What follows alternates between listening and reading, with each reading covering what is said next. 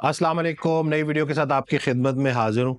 ये भी ज़रा सी सख्त वीडियो है, बर्दाश्त कर लीजिएगा, लेकिन इस टॉपिक के ऊपर बात करना बहुत ज़्यादा ज़रूरी है। मेरे कई सालों का तजुर्बा है और मैं इस नतीजे पे पहुंचा हूं कि 90% जो मैं बात कर रहा हूँ ना, उन्हीं लोगों से कर रहा हूँ और यही मसला चल रहा है। 10% जो है वो एक्सेप्शंस हैं, उसकी बात हम नहीं करेंगे क्योंकि हमने मसले के ऊपर, उसके हल के ऊपर बात करनी है। मैंने ये देखा है कि बेहतरीन खवातीन जो हैं, बीवियां, वफादार, नेक, साबिर, उनको इंतहाई खतरनाक शोहर मिले, बल्कि मैं बोलूंगा भयानक, बेवफा, हदूद को क्रॉस करने वाले, अपनी हद में ना रहने वाले, अजियत देने वाले जुबान से, हाथ से।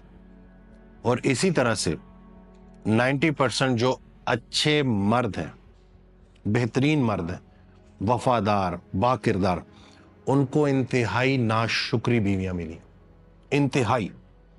वो एक कहावत है कि किसी को अगर नाशुक्रा कह दिया ना, फिर उसको कुछ और कहने की जरूरत नहीं है, ये नाशुक्रापन उसके लिए काफी है।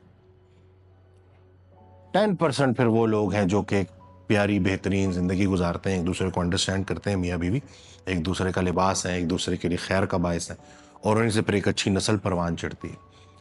ऐसा क्यों है? इसकी एक बड़ी वजह वो ये है कि हम दीन को समझे नहीं।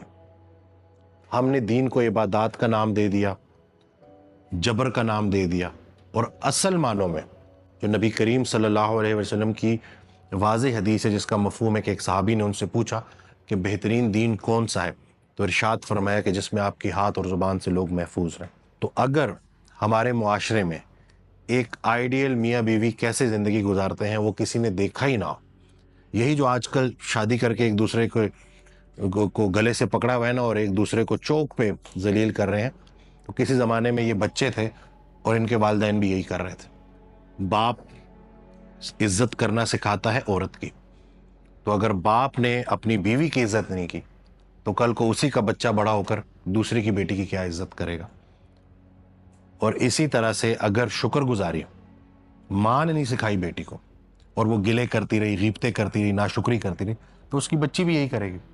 तो ये जो शादी है ना, ये जिंदगी का सबसे बड़ा फैसला है। और अगेन हमें चीज़ों को समझना होगा, हमें मैरिज काउंसलिंग की तरफ जाना होगा। मुझे बड़ी खुशी होती है कि जब मियाँ बीवी इकट्ठे आते हैं और वो डिस्कस करते हैं अपने इश्यूज, अना के घोड़े पे जो सवार हुए हुए होते हैं उससे उतर के आते हैं और मानते हैं कि भाई मैं गलत हूँ। गलत रास्ते पे होने का एहसास ही सही होने की दलील है।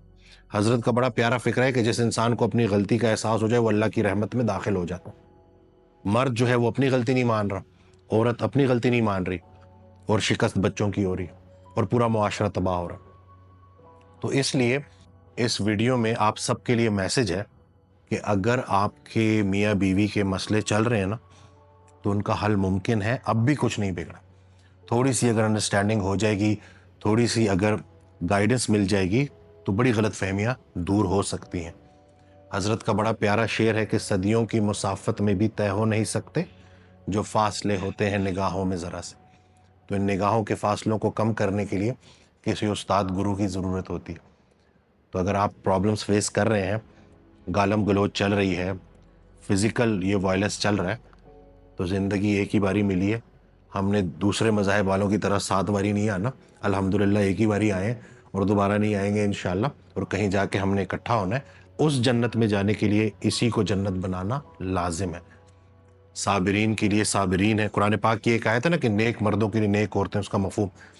तो जो मुझे लगता है कि जन्नत में, तो उस जन्नत में क्वालिफाई करने के लिए यही जन्नत बनानी पड़ेगी।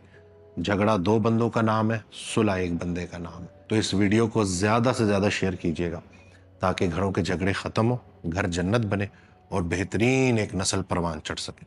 दुआ में याद रखिएगा, अपना बहुत ख्याल रखिएगा। अल्लाह हाफिज़।